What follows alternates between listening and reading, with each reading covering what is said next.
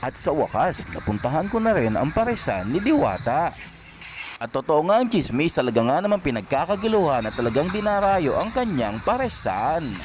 Umaga pa nga lamang ay marami nang nakapila at marami nang kumakain dito sa kanyang pwesto. Bukod nga sa pares ay meron din silang tinitinda ditong fried chicken, longganisa, barbecue at lechong kawali.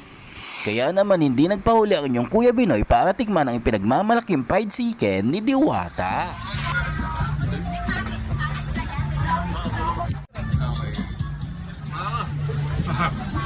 Ang laki ng chicken, ang laki ng chicken dito ni Diwata o mga GB oh. Sabi, yung 120 mo sulit na sulit kasi meron ka ng libreng soft drinks, meron ka ng libreng rice.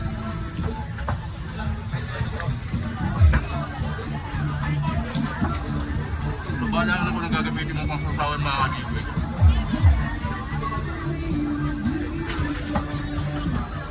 Yung mga GP, meron po tayo mga kasamahan dito na galing pang Nueva Vizcaya. Tatanungin natin sila kung bakit sila dumayo dito sa Paresan ni Diwata. Yun, Chick, saan pa kayo galing yan? Galing pa tayo ng Nueva Vizcaya. Vizcaya, pakalayo, no? Ilang oras yung biyahe nyo simula? 7 to 8 hours. 7 to 8 hours. Motor lang kayo, ano? Hindi. May service. May service kayo. Okay, so dinahin nyo lang yung Paresan ni Diwata para matikman yung kanyang pare. Oh, So, curious kumusta tayo. naman? Curious tayo. Lagi. Puro Diwata na lang kasi lumalabas sa Sa- videos natin. sa Kaya video. curious tayo. Subukan natin. Oo nga, Pero oo nga. so far, so good naman. So good naman. Okay. So ano pang mga agenda ninyo pagkatapos dito sa Paresan ni Diwata? Malopecia siguro. Amo lang din siya. Yun. So mga GB, shoutout po sa mga may mga gusto ba shoutout dyan? Pa-shoutout na lang ng mga taga Nueva Vizcaya tsaka kasama ko papuntang trabaho. Ilocano ka, Gayam. Ilocano ka? Well, Ilocano. Bueno, kabagis Gayam nila kay. Yun. Medyo parang presa ba? Masarap yung chicken ni Diwata. Sulit yung 120. Kaso may mga parts na masyadong makunat. Mahirap nguyain.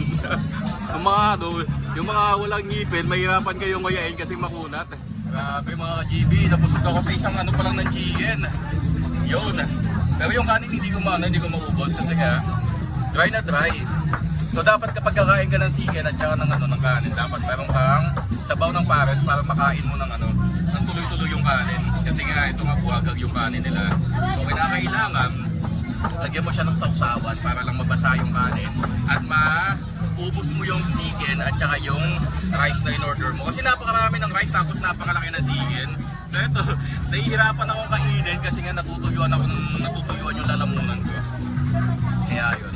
Pero sulit na sulit yung 120 pesos mo mga GB. Yun. Ano pa rin mga sir? Jay, ano? Ikaw, Jay, anong masasabi mo sa mga natin? Sa mga gustong kumain dito sa Paresan ni Nakakapanood sa Diwata Pares, subukan nyo. Masasabi nyo yung mas kaya nyo sabihin. Pero mas maganda ka GB kung mag-ano kayo. Kung mag-honest review kayo. Kasi yung thank you Jay ba?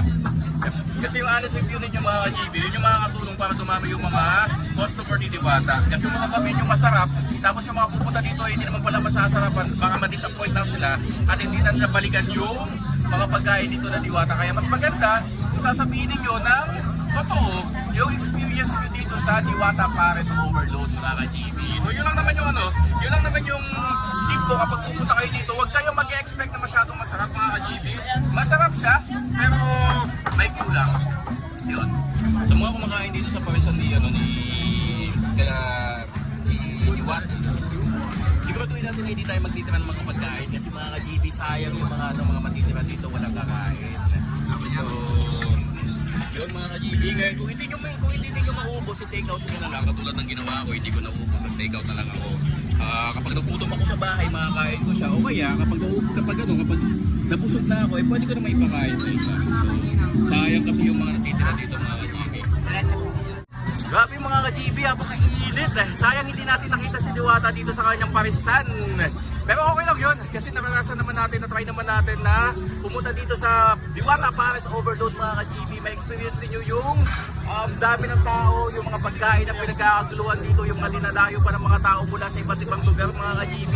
So yun, isang napakalaking karangalan na matikman ang Pares Overload ni Diwata at ang kanyang napakalaking fried chicken mga ka-GB. So yun, kaya kay Diwata kung nanonood ka man ngayon, sayang hindi ka nakapagpapicture sa akin, hindi mo ako nakita sa personal. Sayang talaga. Sa susunod, meron pa naman sa susunod na pagkakataon, Diwata. So yun, hanggang dito na lang muna ang food trip ni Kuya Pinoy Moto. So always remember mga ka-GB, good vibes lang tayo palagi. Bye-bye!